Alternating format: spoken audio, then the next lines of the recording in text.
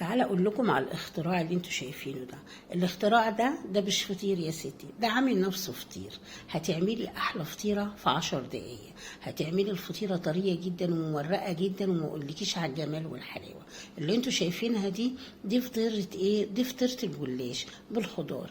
هقولك ازاي تحولي الجلاش لاحلى رقاق فطير بلدي من بتاع الصعايده. هتعمليه بكل سهوله، عن صدق هتعمليها في 10 دقايق، ومكوناتها والحشوة بتاعتها اقتصادية جدا جدا، وهتطلع معاكي طرية ومورقة، حاجة كده من الآخر. أحلى فطير صعايدة هتعمليها بعلبة جلاش، هتعمل لك فطيرة بسم الله ما شاء الله، يعني مجموعة ياكلوها مع بعضيها، وما أقولكيش على الجمال والحلاوة. إيه رأيكم بقى؟ تعالوا معايا شوفوا الفكرة الجهنمية دي اللي أنا متأكدة هتعجبكم جدا جدا. الفطير الطري المورق. يلا نسمي بالله وننظم شغلنا. بسم الله الرحمن الرحيم. أنا هنا جبت البولة بتاعتي، هنزل فيها بكوباية زبادي، وهننزل كمان بنص كوباية زيت أو سمنة وزيت أو زيت بس المتاح عندك اشتغلي بيه، وكمان بكوباية إلا ربع لبن، هي بتحب اللبن، بكوباية إلا ربع. تمام كده. ومعلقة دقيق، معلقة دقيق كبيرة كده، ونص معلقة صغيرة بيكنج باودر. دي كل المكونات بتاعتنا دي بقى اللي هنحول بيها ورق القلاش لورق رقاق، اللي هو الرقاق فعلا بتاع الصعايدة الأصلي كمان. المهم دي العجينه السايله بتاعتي اللي قلنا هنحول بيها ورق الجلاش لورق رقاق بتاع الفطير. تمام كده. دي اول خطوه لينا. هنقلبهم كويس او في ذره ملح او ربع معلقه ملح، قلبناهم وركناهم على جنب. احنا كده بنجهز شغلنا. جبنا بعد كده هلا دي بقى لفه الجلاش. لفه الجلاش ده هتعمل لك فطيره بسم الله ما شاء الله، فطيره كبيره خالص. بس تعالي نجيب الصينيه بتاعتنا اللي هنشتغل بيها. هنجيب الصينيه بتاعتنا وندهنها كويس، ادهنيها سمنه زيت المتاح عندك اشتغلي بيه. انا دهنتها دهنه حلوه قوي كده، وهنبتدي نشتغل مع بعضنا. بس قبل ما نشتغل بورق القلاش هنعمل بقى يا هاله؟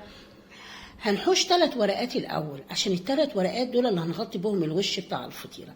اركني 3 ورقات كده وحطيهم في العلبه بتاعتهم، بس دخليهم في الكيس البلاستيك بتاعهم عشان يبقوا طراي معاكي.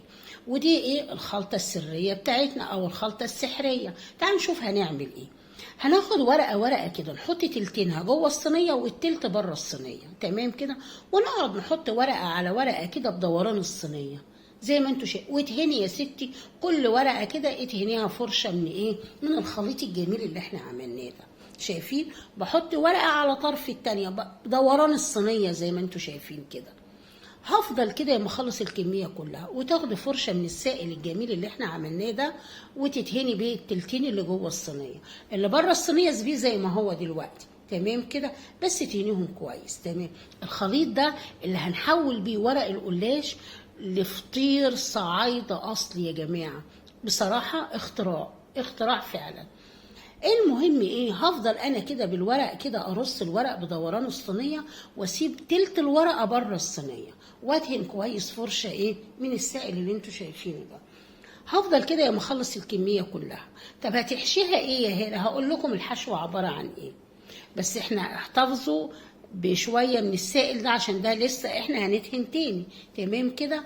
هنجيب بقى الحشوه بتاعتنا. انا فتحت التلاجة بتاعتي، لقيت فيها خضار. الخضار عباره عن فلفل اخضر، فلفل احمر، لقيت عندي جبنه، اي نوع جبنه عندك، جبنه موتزاريلا، جبنه رومي، جبنه، اي جبنه انت بتحبيها.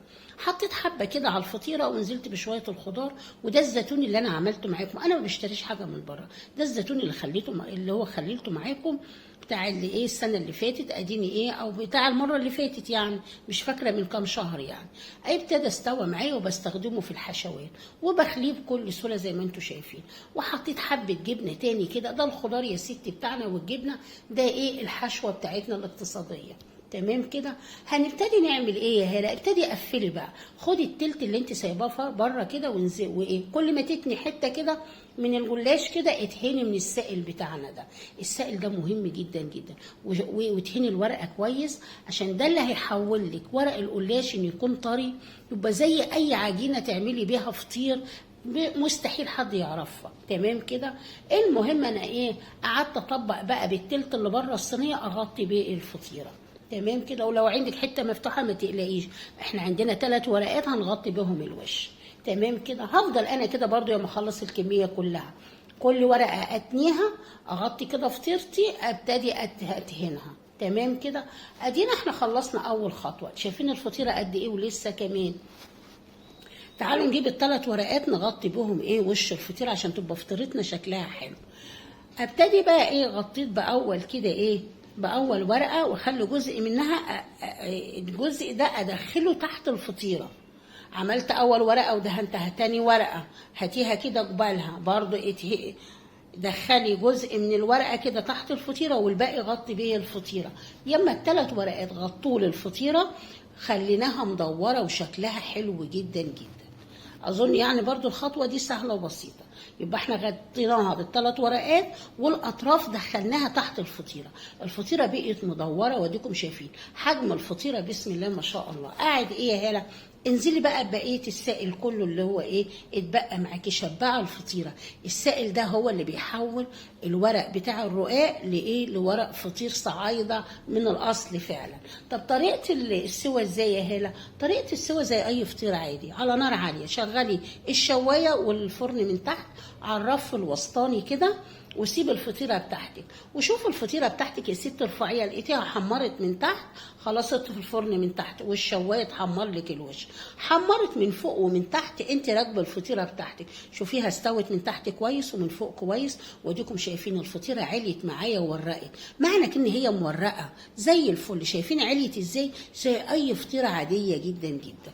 اديكم شايفين الفطيره عن صدق بصراحه، فطير صعايده اصلي يا جماعه، اختراع. الفطيره طريه من ساعه ما طلعت من الفرن، ولسه كمان هنغطيها هتطرى معانا اكتر. شايفين الفطيره طريه ازاي؟ يا ريت اللي ما حطش اللايك تحط لنا اللايك عشان فيديوهاتي توصل لكل الناس.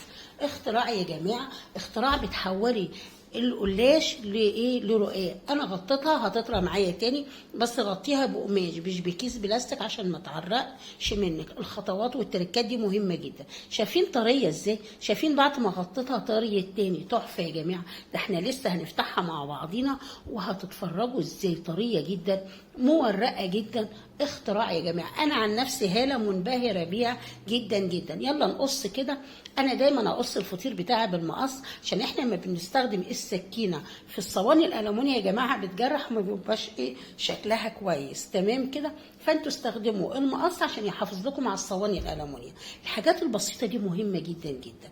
المهم اديكم شايفين الفطيره مورقه طريه جدا، يعني حاجه انا مش عارفه اقول ايه ولا ايه ولا ايه.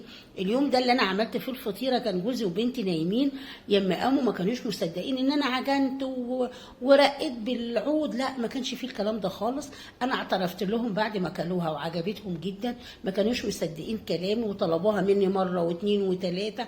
تحفه يا جماعه، اختراع. واللي عندك يا ست الحشوه اقتصاديه جدا، اي حاجه عندك حطيها في الحشوه بتاعتها، حاجه كده من الاخر. فهقول لهم ايه، ما تنسوش تدعمونا باللايك والاشتراك في القناه وتفعيل زر الجرس عشان قناتي تكبر بيكم وليكم. وايه رايكم في الجمال والحلاوه دي؟ شايفين طريه ازاي؟ حاجه كده تحفه يا جماعه، تحفه. وبالهنا والشفا، ومنتظر رايكم في التعليقات.